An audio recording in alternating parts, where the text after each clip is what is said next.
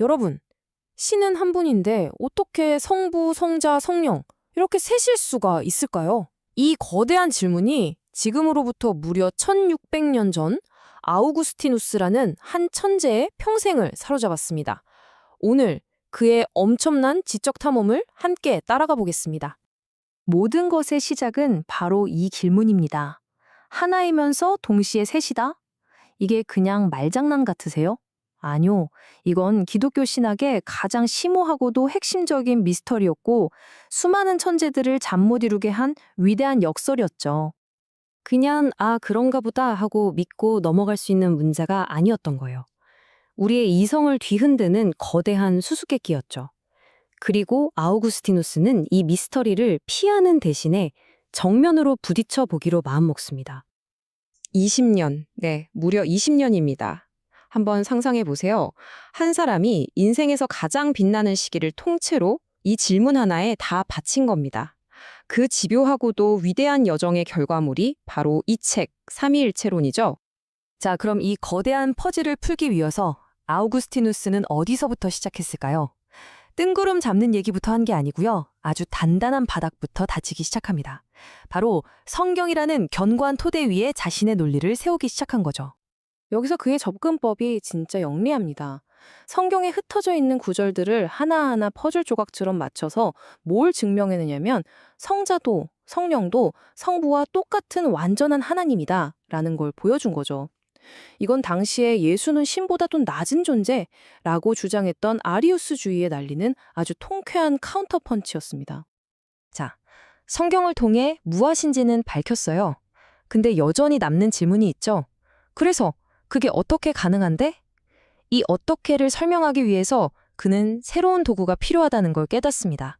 바로 철학이죠. 그리고 바로 여기서부터 그의 진짜 천재성이 폭발하기 시작합니다.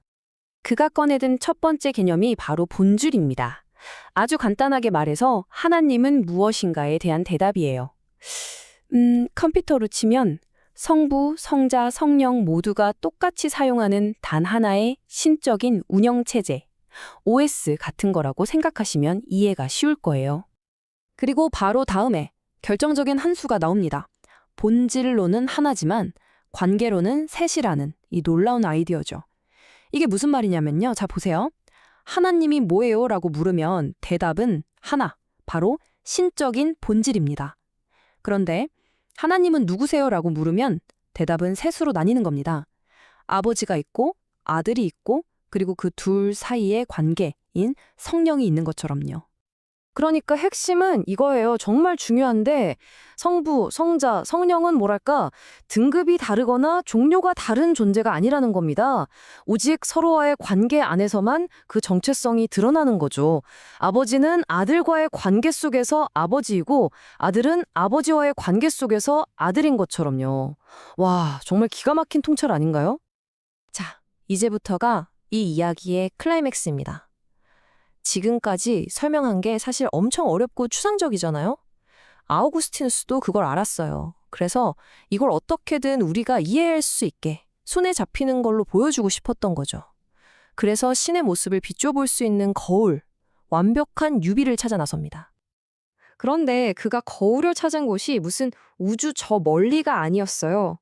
놀랍게도 바로 우리 자신의 내면, 인간의 정신 속으로 깊이 파고 들어갑니다. 어쩌면 이 세상에서 가장 복잡하고 신비로운 이 마음 안에 창조주가 남겨놓은 희미한 흔적, 일종의 서명이 있지 않을까 하고 생각한 거죠. 그리고 그가 찾아낸 게 바로 그 유명한 심리적 유비입니다. 자, 지금부터 우리 마음속을 한번 같이 들여다볼까요? 먼저 우리 마음은 자기 자신을 알고 있죠. 이걸 기억이라고 할 수 있어요. 그리고 그 알을 바탕으로 자기를 이해하죠. 이건 지성입니다. 마지막으로 자기 자신과 자신의 이해를 사랑하게 되죠. 이건 의지고요. 어때요? 기억, 지성, 의지. 이 셋은 따로 노는 게 아니라 완벽하게 하나로 움직입니다. 이 비유가 왜 그렇게 대단할까요? 한번 생각해 보세요. 기억, 지성, 의지는 분명히 하는 일은 다르지만 우리 마음 안에서 이걸 칼로 자르듯 나눌 수 있나요? 절대 못하죠. 하나가 없으면 나머지도 의미가 없어요. 서로 동등하게 하나의 정신을 이루고 있죠. 셋이면서 하나, 하나이면서 셋. 와, 이거 삼위일체 구조랑 정말 소름 돋게 닮지 않았나요? 자, 이렇게 20년에 걸쳐 완성된 이 위대한 작업은 과연 역사에 어떤 흔적을 남겼을까요? 한마디로 말해서 이후 서양 사상의 판도를 완전히 뒤바꿔 놨다고 해도 과언이 아닙니다. 이 흐름을 한번 보세요. 그가 책을 완성하고 나서 수백 년 뒤에 안셀무스 같은 철학자가 이 논리를 더 발전시키고요. 또 시간이 흘러서 토마스 아퀴너스는 이걸 아예 스콜라 신학의 기초로 삼아버립니다. 그러니까 지난 1000년이 넘는 서양 신학과 철학이 바로 아우구스티누스가 깔아놓은 이 운영체제 위에서 돌아갔다고 봐도 되는 거예요. 정말 어마어마하죠. 그런데요, 여기서 진짜 놀라운 반전이 하나 있습니다. 이 엄청난 지적 성취의 꼭대기에서 아우구스티누스가 내린 결론이 내가 마침내 모든 걸 풀었다. 이게 아니었어요. 오히려 정반대였습니다. 아주 깊고 겸손한 고백이었죠. 그는 성경 구절을 인용해서 이렇게 말합니다. 우리가 지금은 거울로 보는 것 같이 희미하나. 자기가 20년 동안 쌓아올린 이 모든 설명과 비유가 결국에는 희미한 거울에 비친 모습에 불과하다는 걸 인정한 거예요. 인간의 이성으로는 신의 신비를 결코 완벽하게 담아낼 수 없다는 거죠. 자신의 한계를 아는 것. 어쩌면 이게 그의 가장 위대한 점이었을지도 모릅니다. 아우구스티누스의 이 20년간의 여정은 오늘을 사는 우리에게 이런 질문을 던지는 것 같아요. 우리가 그토록 찾아 헤매는 위대한 진실의 그림자가 사실은 저 멀리 있는 게 아니라 바로 우리 자신의 복잡하고 신비로운 마음 속에 이미 비치고 있는 건 아닐까요? 자, 이제 우리 자신의 내면이라는 거울을 한번 가만히 들여다볼 시간입니다. 네, 잘 들어봤네요. 어거스틴의 삼위일체론 또는 삼위일체에 대하여 라는 책을 통해서 어거스틴이 이 정리한 삼위일체의 개념이 무엇인지 또 그 어거스틴이 정리한 삼위일체 개념이 어떤 영향을 끼쳤는지 특별히 이 서방 기독교 즉 가톨릭과 개신교에는 엄청난 영향을 끼치게 되죠. 잠깐 되짚어보면 삼위일체라는 것은 본질과 또 관계로 나누어지는 어떤 존재라는 것이 본질과 관계로 나누어질 수 있다. 그래서 하나님은 본질적으로 하나, 관계적으로 셋인 그런 존재이시다. 그런 게 어떻게 가능할 수 있겠느냐라고 할 때 하나님에 의해서 세상이 지어지고 그 세상에 지어진 피조물 중에 하나님의 관심의 집중인 인간의 모습을 안에 그런 요소, 그 닮음이 있을 수 있지 않을까. 그래서 그 인간의 내면을 살펴볼 때 인간이 자기를 의식하는 기억이라고 표현했는데 제가 보기에는 이제 자의식이라는 말이 더 옳지 않나 싶기는 한데요.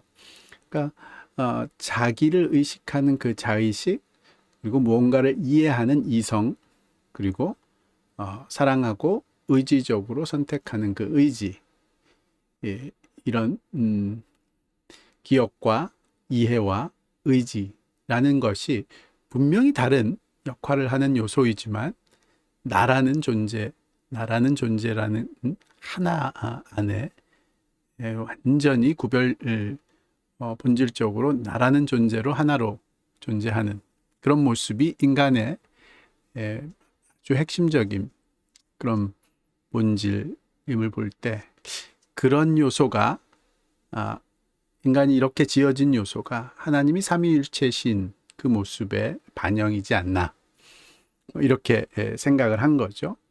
즉 인간을 통해서 하나님을 볼 수 있는 이것도 이제 신학적인 상징주의라고 또 할 수 있겠죠. 피조물이 하나님의 본성을 잘 드러내는 그런 요소가 있다 이렇게 생각을 한 거죠. 물론 이런 식의 일종의 철학적인 스페큘레이션, 철학적인 추측을 이성을 통해서 철학적인 추측을 하는 것 그 자체를 굉장히 위험하게 보고 좋지 않게 보는 사람들 동방 쪽에서는 많이 있었죠. 왜냐하면 그것은 인간을 교만하게 만들고 할 수 없는 더 이상 이성으로 다가갈 수 없는 것을 자꾸 이성으로 다가가게 한다. 전 제 생각에는 이제 크게 동의되지는 않는 것은 어거스틴이 의 모습을 보면 되겠죠. 어거스틴이 자신이 그런 교만한 내가 이걸 이렇게 이성적으로 밝혀낸 나의 이성은 대단하다 이렇다기보다는 내가 생각하고 이해된 이 부분이 마치 옛날에 사람들이 이제 청동 거울을 보면서 자기 얼굴을 비춘 그런 것처럼 어떤 희미한 본질을 약간 맛보고 엿본 그런 요소이지 절대로 하나님을 내가 완전히 다 파악해냈다 그런 뜻이 아니다라는 걸 고백을 하죠. 언젠가 우리가 하나님을 만날 때 그때 하나님을 얼굴과 얼굴을 맞대어 보듯이 알게 될 때가 있을 것이다. 그렇지만 그 과정 중에 하나님께서 우리에게 자신을 드러내시고 또 보여주시고 그러시기 위해서 인간과 피조세계를 하나님의 형상으로 하나님의 그림자로 또 곳곳에 하나님을 가리키는 인간의 삶의 여정의 이정표로서 그런 상징적인 요소들을 드러내신다. 이렇게 보는 그 면이 이제 어거스틴의 관점이지 않나 생각이 드네요.